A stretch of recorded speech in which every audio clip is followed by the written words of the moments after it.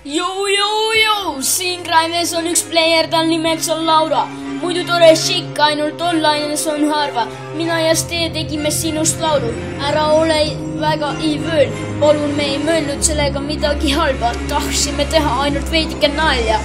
Aga Laura siiski, tee meile selgeks, miks me peame ootama, millal logid sisse. Raimhund tahtis veidike näha su tisse. Riimid need minu poolt ja Stee lisas biiti. Beatboxeriga battles jäime viiki, osasid sõnu. Laulu ma siiski ei lisanud.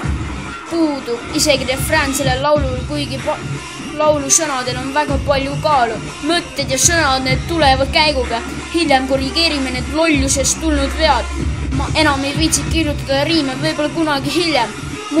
Kui musa tuleb juurde. Tervitustega Bluedilt, Steelt ja Kreinhundilt Laurale. Ära pikka viha pia. Oi.